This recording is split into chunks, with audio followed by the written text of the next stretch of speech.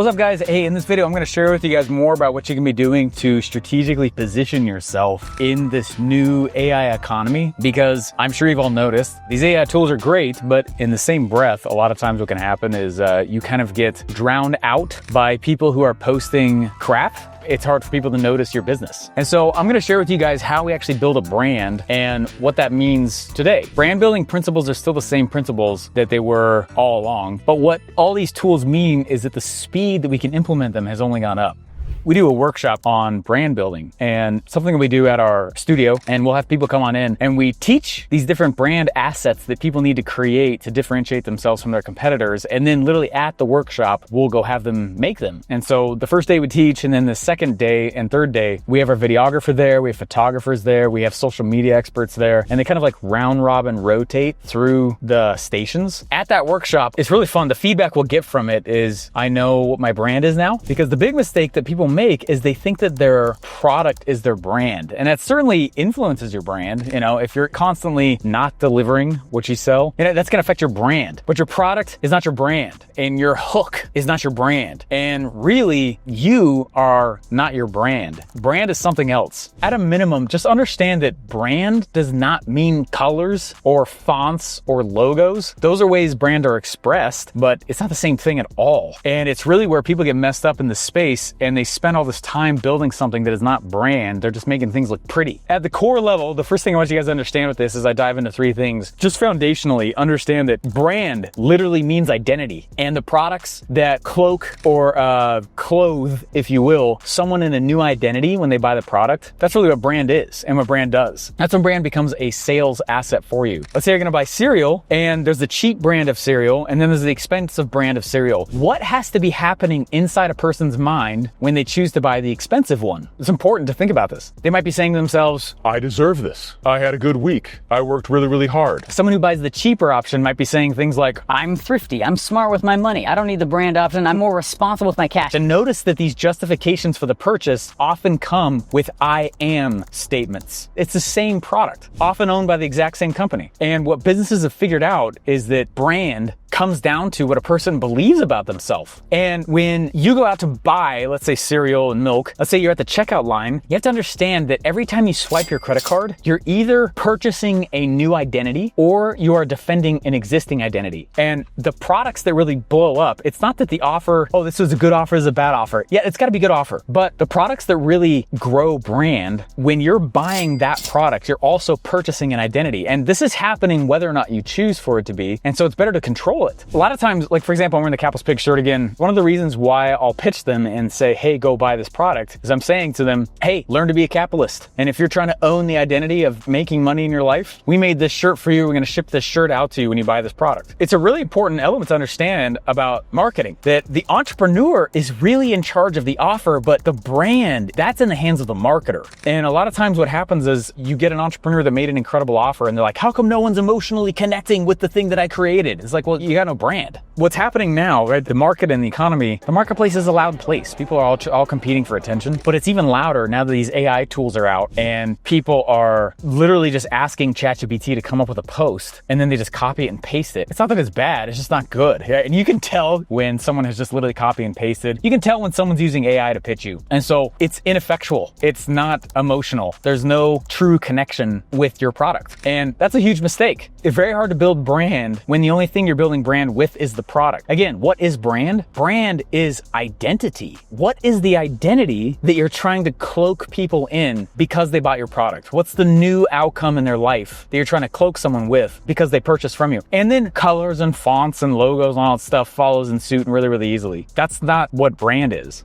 So what I'm gonna go through is I'm gonna share with you guys 3 different things that you should have and think about in order to start developing this brand identity. And these are pillars of brand building. The first thing that you need when you're going out and developing a brand is you need to have an emotional mission. Your emotional mission is not your product. Back when I was doing a lot of funnel stuff with a lot of big funnel companies, our mission was to free entrepreneurs from the chains of tech. My emotional mission is to keep capitalism cool and to teach people what capitalism actually is. A lot of people think it's like corporate greed. It's like, well, you can do that with it. But that's like saying every car is an Indy 500 car. It's not true. It's a weird correlation. So when you think about what the emotional mission is that your company has, it's one of the most important parts that you can't mess up. Regardless of the number of offers you come up with, regardless of the products that you come up with, you need one strong emotional mission that ties all of it together. Companies that don't have an emotional mission attached to their products, to the customer, it can look like you're just not focused. You're constantly coming up with new offers and you don't know how that offer that you're being pitched relates to that offer that you're being pitched. The emotional mission is one of those through lines that ties all of your ideas and your products together. So people can go, oh, I understand now why this matters. I understand why you created this. It pushes the mission forward. So on a piece of paper, or even in the comments below, let me know, what is your company's emotional mission? And notice how it's not your offer. You wonder why people are struggling to build brand. It's really hard to do it when you don't have an emotional mission because your product becomes the mission and then people feel like you're being pitched 24/7 and it's like, and you are. It's a really important aspect of brand building. It's the first of these three things. Don't move on to the other two until you really have figured out, here's my emotional mission, my emotional cause. Why do you exist as a company? It's not because of your product. Zoom out. One of my favorite ways to do this is to figure out what the story is of how your market came to be a market. Like if I'm gonna go into affiliate marketing, I'm gonna go figure out who was the first affiliate marketer and I'm gonna tell that story. Now I'm associating myself with a story in the past and I'm already more valuable because now I'm not just being pitched a product. Oh my gosh, there's a little bit of product education. Here's how the market came to be. And it starts to insert all these questions inside the person's mind. Do I like the product I've already purchased? Maybe I should buy this guy's product. He seems to understand more about the problem that I'm running into. The market's origin story is one of the best brand building stories that your community can be out and spreading.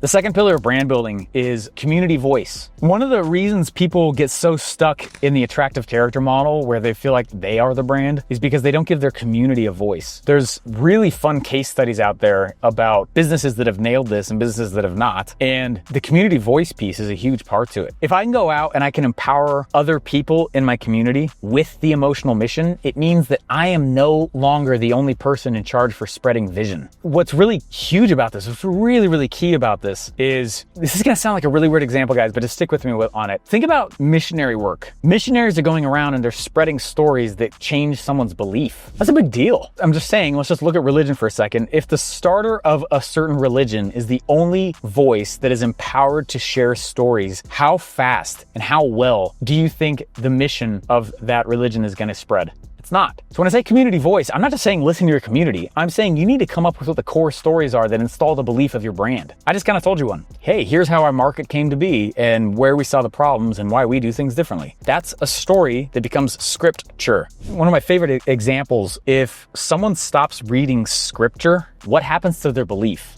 It plummets. Story is what installs and upholds belief. But if I change the story that's internally inside someone's mind, I actually change someone's beliefs. It was the second podcast show I ever launched. I started noticing the very pattern that I just shared with you. This was in 2018. And I was like, oh my gosh, if I change the stories that people are consuming, I can change their beliefs. That was true for whole nations in World War II and in every war. Nations will pump out propaganda to help them back the decisions they're making. It's real. It's a true thing, right? But it also works for markets.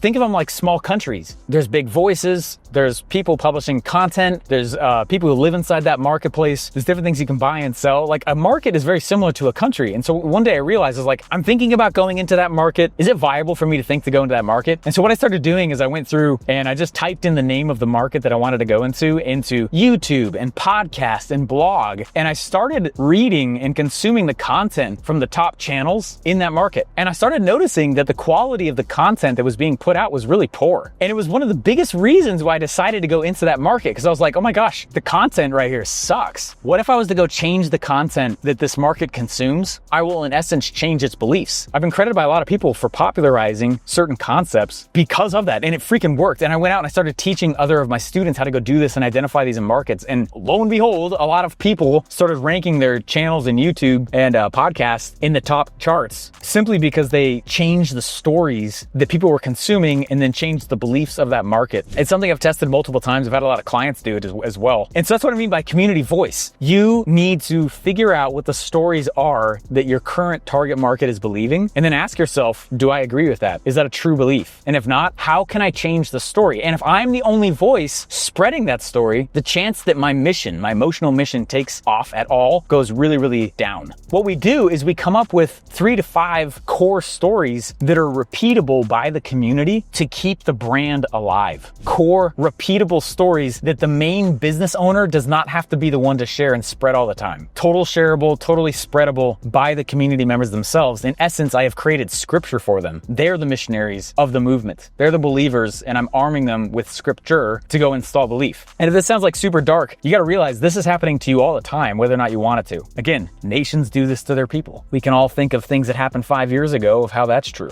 right? So very, very key aspect of brand development and building. And when I start talking about it this way, it's funny because people will be like, oh, I can see now how choosing colors and fonts and logos, like, I'm not saying that stuff doesn't matter, but it's like the last 2% of importance. What's your emotional mission? Is there a community voice? Meaning, have you empowered them to spread your cause so it's not just coming out of your own mouth? The third part of brand building is you need to have a revenue engine. I shared this at one of the workshops we did. We sell these capless pig shirts for like 29 bucks. By the time we print it and we ship it and there's, the handling part to it and people touch it, we only make $6. How much firepower do you think I bring to the market table when I only have $6 every time I sell one of these shirts? I don't sell these shirts because it's this massive profit engine. I sell these shirts to go spread the cause. But I also want to reflect that if the only way that you're planning to try to get your brand out there is with cheap stuff, your firepower is going to be really weak. It's easiest to build a brand off the coattails of an existing successful business because they have more resources, they have more reach, they have lists, they're out in the market. You need to have a revenue engine to go out and say, I'm going to spread this brand and it's going to be this. I'm not saying you can't do it free. There's people that go out and they do it free, but it is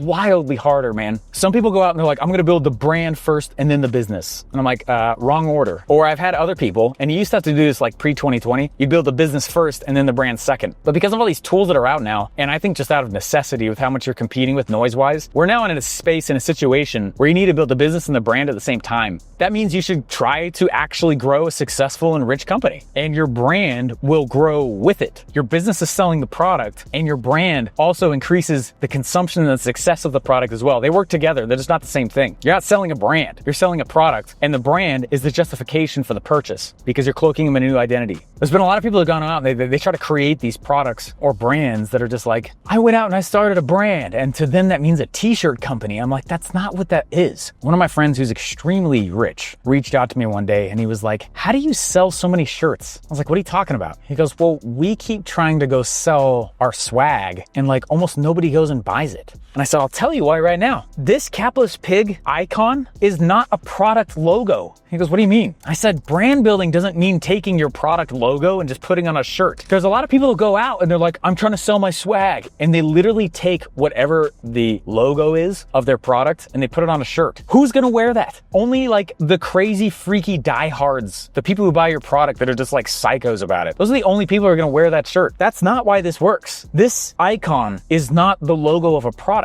It's a symbol. There's so much that it means. It took me a long time to come up with this. Yesterday, I was working on a new product that we're working on. It's a new event and workshop I'm gonna do next week. I created a new logo just so there was a visual representation of what the event is. But if I took that same logo and I put it on a shirt, people are gonna be like, ah, cool. The event's called Launch from Stage. It'll be over by the time this video comes out. But Launch from Stage, I mean, who's gonna put Launch from Stage on a shirt and be like, I'm so excited you sent me my Launch from Stage shirt. But that's what people do. And you see a lot of business owners go around and they're like, how come no one's falling in love with their brand a little bit more? How come the affinity we have for it's because brand and product are not the same thing. Don't put the logo of your product on a shirt and expect it to be brand. It's not the same thing. This is a completely different symbol. And so when I can combine the economic engine of my business and an emotional mission with a community voice, a symbol that I can hold up, that's when this stuff becomes really, really powerful. And so that means that you'll need to create or find some kind of icon or logo that represents a broader mission than your product. Let me give you an example. This is one of the best ways to go find an icon, a symbol for your emotional mission. I did not come up with the term capless pig. I did not come up with the capless thing at all. The term capless pig actually comes from the book Animal Farm. Animal Farm is a book that describes the different economic engines like an animal farm. It's a parody, it's an analogy. The sheep in the book were the socialists because they couldn't think for themselves and they literally moved as a herd. They only ever do what the other sheep do. This is written by an economist. They've been trying to outlaw this book in different places in Europe because of its dangerous ideas. The pigs in the farm were the capitalists because they were the smartest. They were very individualistic and they were problem solvers. And the first time anyone ever called me capless pig, I actually thought that they were giving me a compliment.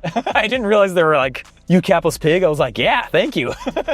Appreciate it. It wasn't until later I was like, I think that guy was trying to be derogatory to me. Like, one of the easiest ways you can come up with the symbol of your emotional mission is to go look at the books of the most famous, slightly conflictive books that are out there in your market. And you'll start to see when you read it from those eyes that these different symbols that you could you attach yourself to. Maybe there's an author that's already come up with what your emotional mission is. And then all you got to do is raise it on a flag. And that's really all I did. I went and did a bunch of research. I was like, I want to go build a brand that carries my business into these spaces. And the brand is going to carry the business, not necessarily the product. The product will, but the brand does it in a different way. And I started looking around all these other books and podcasts and old courses and things that were old and things that were slightly conflicting and differing opinions on and slightly hot topics. And I saw capless pig and I was like, oh my gosh, that's hilarious and perfect. Finding your emotional mission and the symbol that you can raise on a flag, you don't have to come up with it. Just do a little bit of research. And you could use ChatGPT to be like, hey, look, here's my market. What are all like the controversial topics that have been long standing in my market? And these ideas that are slightly controversial, what are those ideas? And start brainstorming with it. And pretty easy to find what those things are that have been controversial in your market for a super long time. Then all you got to do is raise it on a flag. And the net effect of that is that you will immediately recruit an army. You also will immediately recruit some haters, and that's fine too. And the reason why it's a good thing that you're going to get both sides is that brand requires comparison. Good brand must have comparison.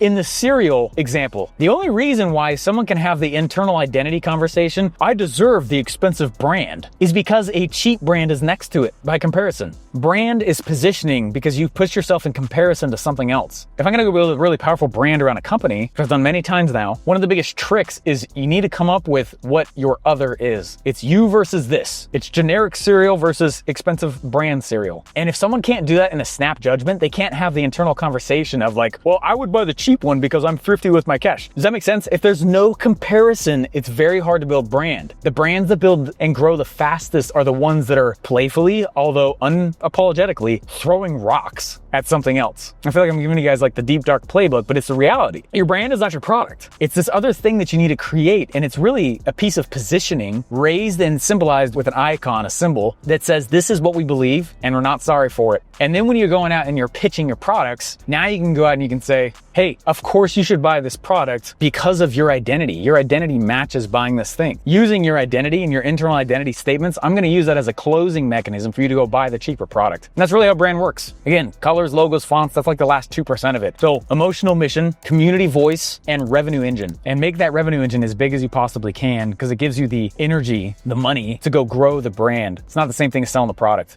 Anyway, guys, hopefully this is helpful too. Let me know down below what your brand is. And I think it'd be kind of cool to look at each other's thing. You know, some of you guys might have a brand you feel really confident in. And other guys might be like, I have no idea what my brand is. Let's help each other in the comments down below. And hopefully it's been helpful. Awesome. Bye, guys.